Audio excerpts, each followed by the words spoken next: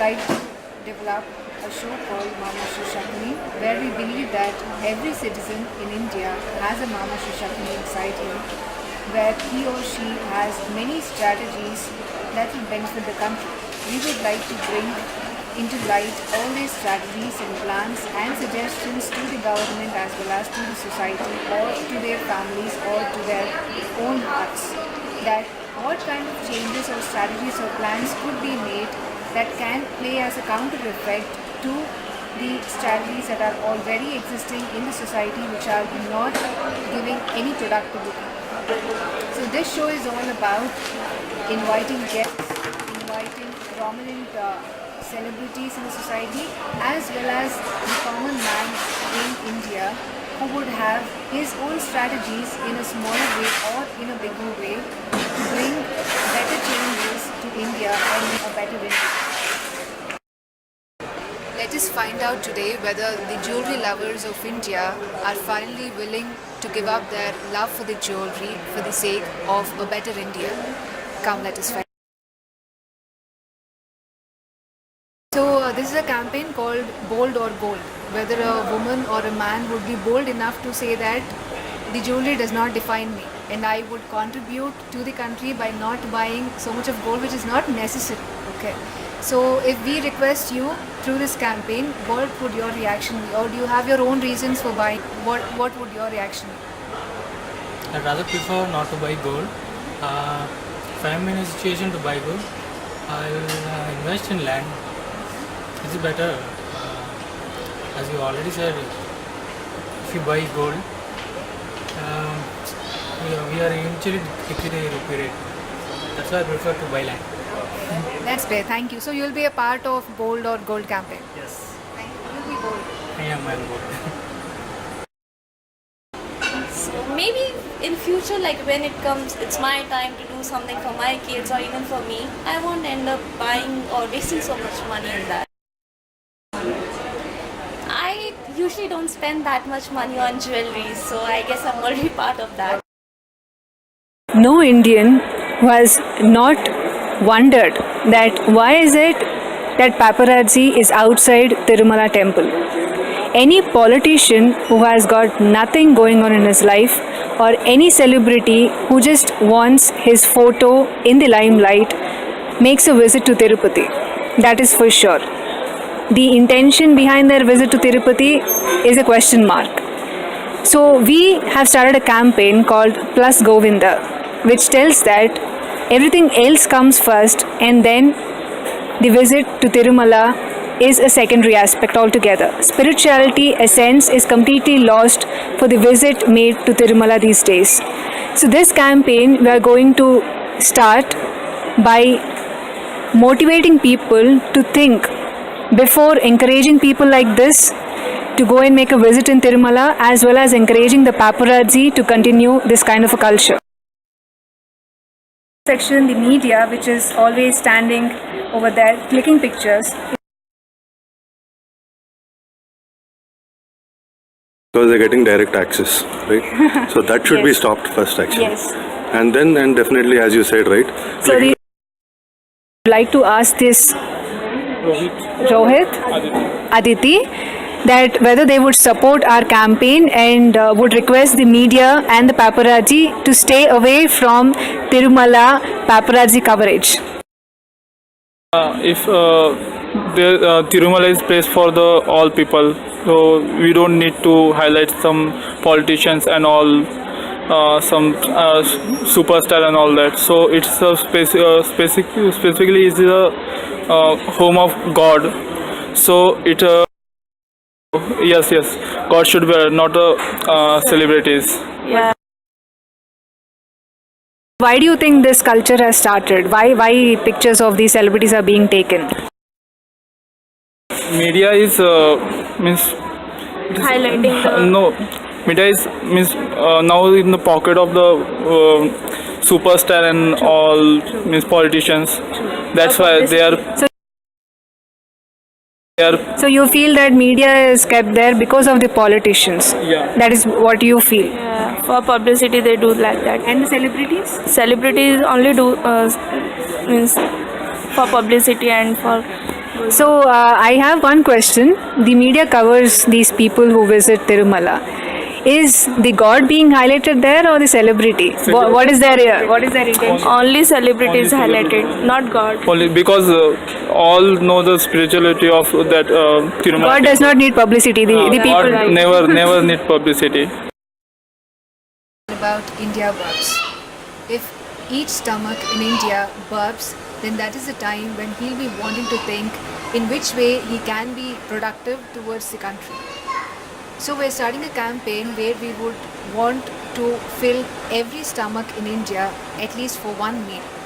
So all that we would need is a kilo of rice from each family a month, and we can just make few tamarind rice or puliyogare packets and we can distribute them. So this is a very humble campaign that we are starting, but if we can maintain this constantly and if we keep adding the number of kilos that are cooked and distributed, this campaign can start from a single home and it can fill each and every stomach in the entire country. So let us now find out if people are ready to donate 1 kilo of rice a month from a family. Not even from a person, from a family. Now let us find out. Today we are in hometown Hyderabad. Now let's find out random people and how they rice packets, and these would be the cheapest form of filling the stomachs. So instead of going to high standards like distributing cakes and distributing biscuits and chocolates and all such things, I think we should be sensible enough to reduce the amount of investment that is put in the feeding people. So we came up with this idea that if each family, not each member, if each family can donate 1 kilo of rice a month, I think that should feed 10 people minimum.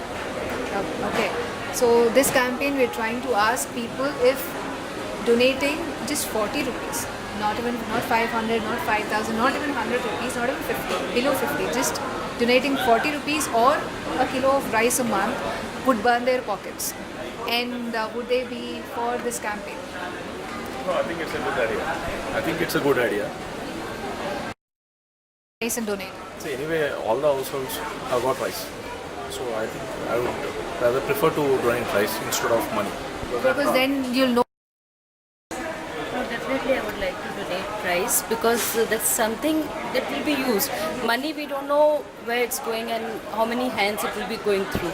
So definitely, I would like to donate some food stuff, rice, dal, anything. Okay. In India, we have a ritual, something which is very close to our heart. If we leave it in Kasi, we are told that our future will be benefited. We have a barrier in our life. It is like a tag almost, that we have a price based on our surnames. These surnames are attached to our names and we use it in our daily life to either get benefit or just to show off. So what if we can drop our surnames in Kasi, thinking that this would benefit our country and also our future generations? For a united India, we shall make this campaign successful. This campaign is called Naam Kasi, that you will be losing your surname to Kasi for the benefit of a united India. Now we have here Ms. Nageshwar. He is a manager for Hometown Hyderabad in Orbit Mall. He is the first person that we are meeting in our campaign, and let us ask his reaction for this campaign. Sir? Would you be liking to give up your surname in Kasi through this campaign? And what do you feel? What are your opinions? Are you for, or No, I'm for it. I'm for it. Actually, if we are dropping the name in Kashi, it will be benefited for our future generations because we are carrying this tag name from so very long, and we have tied up our minds with this, which is not going to benefit our economy or anyways. Just let us think how much revenue would be produced to the country if one day each one of us in India would travel in a public transportation. Let us find out today in Hyderabad hometown what people would think whether they would want to use public transport or they would be confined to their own comfort zone. Come. Running a one-day Indian campaign where we were trying to motivate people to use public transportation at least for one day in a month. We just are taking a social experiment that how positively people would react to an idea like this. So if government would suggest that each one of us can use public transport for one day in a month, a lot of revenue would be generated. So would you be for this, or would you? For it. You would be for it? Yes. Okay. And why do you think people are not using public transport? Because I think there's no perfect timing. Yes. The buses are, for example, the buses are not at correct time always. We are not sure that we'll be able to reach our destination at correct time. That is the major problem with public transport. I think is that of connectivity. So if I want to go from my home to office, I'll have to change the buses 2 times. Yes. So it takes 1.5 hours by bus, and if I go by my bike, it will take 40 minutes. So there's a lot of time saving because of, if there is connectivity, there would be a lot of time saving. Yes. So if there is connectivity as well as if the timings are perfectly aligned, then you wouldn't have a problem to use public. Maybe every day I won't use it, but I'll definitely use it sometimes. Sometimes. And also you can encourage your friends and colleagues also to do that. Thank you. If government actually makes it mandatory to use once a week, so I will be happily doing it. So you would also be okay if government makes it mandatory. That's a very positive reaction. I would love to be. Okay. And do you have any complaints? I don't think so. I have any complaints wearing the Indian attire, but the most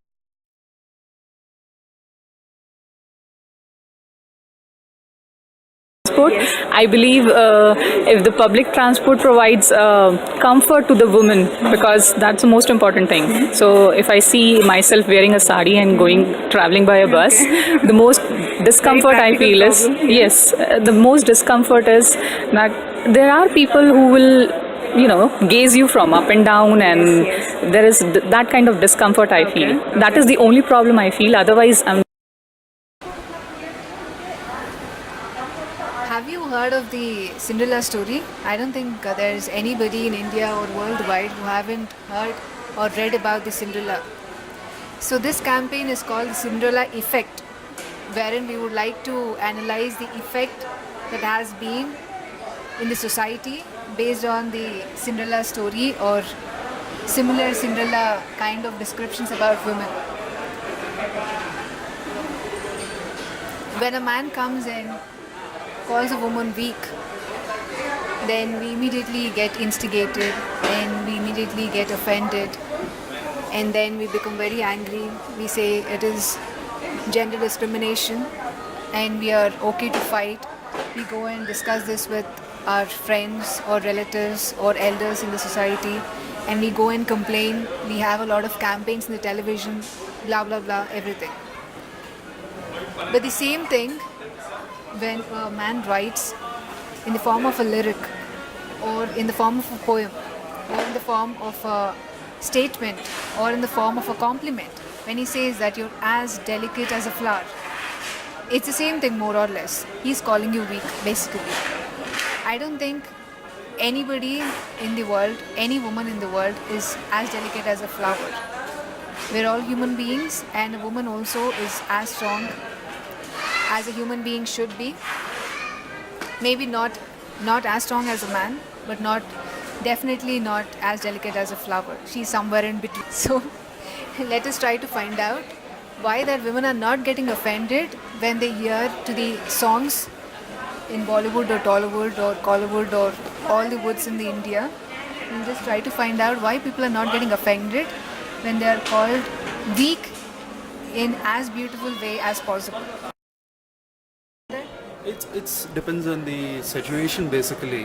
If I say PAN, what do you pronounce it as? Pan? If I write shop over there, what do you pronounce it as? Pan? Why? Depends on the situation. Depends on the situation. So depends on the situation how you take it. Are getting offended. Where are they getting manipulated, and how can we change this? Mamashri Shakuni. He played a key role in developing an epic war like Mahabharata. Always his negative aspects were highlighted, but then he was the best strategist that ever existed on the face of earth. Show and contribute your own ideas and strategies which will help us to bring better change